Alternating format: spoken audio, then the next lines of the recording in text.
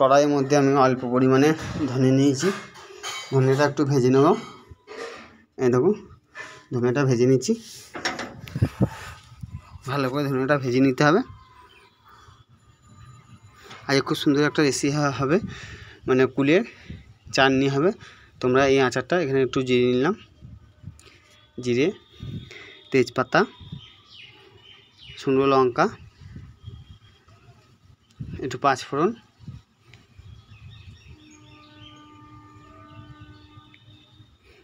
এগুলো সব দিয়ে একটু ভেজে নিতে হবে ভালো করে। তোমরা এই ভিডিওটা দেখতে হবে, ভিডিওটা খুব সুন্দর আচার হবে।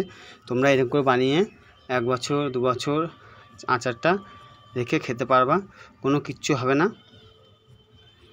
এই দেখো এটা একটু বেশ ভেজে নিতে হবে হালকা করে।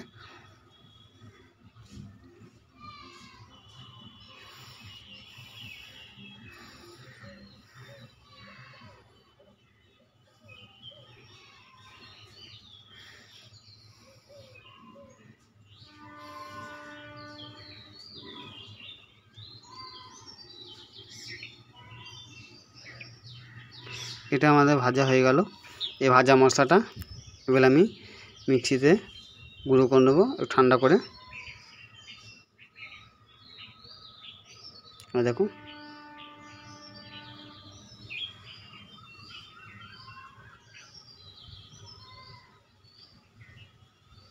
দেখো মশলাটা গুঁড়ো হয়ে গেছে, ঢেলে নিলাম একটা প্লেটে। এখানে আমি কড়াই বসিয়ে দিয়েছি গ্যাসে। এ দেখো এর মধ্যে অল্প পরিমাণে তেল দেবো,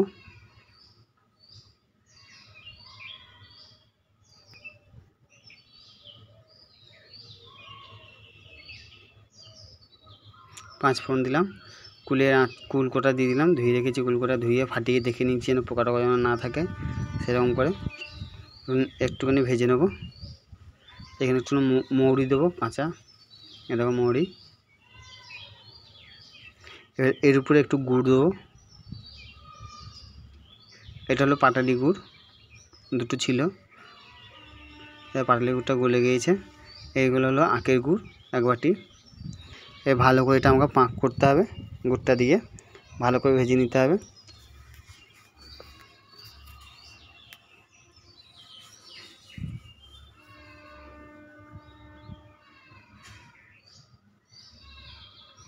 এখানে অল্প পরিমাণে নুন দিয়ে দেবো,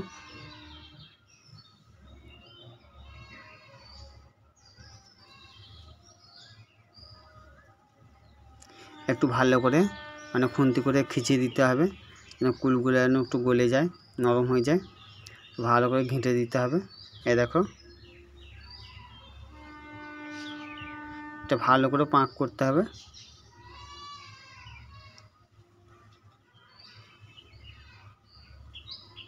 চালিয়ে যেন চালাইতে হবে, তোমাদেরকে না চালাইলে তলায় লেগে গেলে পুড়িয়ে যাবে, সেটা ভালো চালিয়ে দিতে হবে, চালিয়ে দিতে হবে। এই দেখো ফুটছে, ভালো করে চালিয়ে নিয়েছি।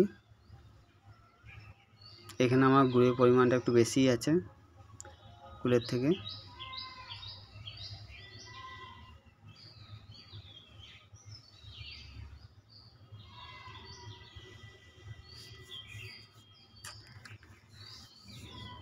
এই দেখো খুব সুন্দর করে এটা বানাইছি।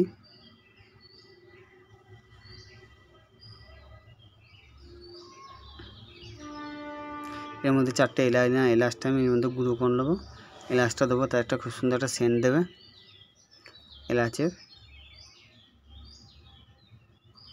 এখানে আমার আচারটা হয়ে এসেছে, পাক আমার হয়ে গিয়েছে। এখানে গুঁড়ো করা এলাচটা আমি দিয়ে দেবো। এই দেখো হামদিস্তা থেকে ঢেলে দিয়ে দিলাম। এবার একটুখানি ভেজে নেবো আবার। এই দেখো এটা আমার পাক হয়ে গিয়েছে। এর মধ্যে এবার আমি যে মশলাটা গুঁড়ো করে রেখেছি এটা আমি 2 চামচ দিয়ে দেবো অল্প পরিমাণ করে। এই দেখো একটু চালিয়ে নেবো একটু, তো যেন বসে না যায়, একটু মিশিয়ে যাবে মশলাটা।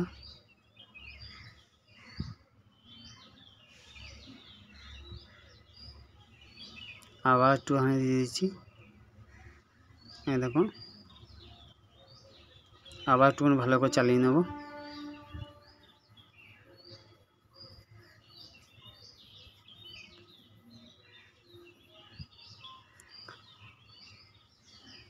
এই দেখো এখানে আমার কুলের আচার হয়ে গিয়েছে।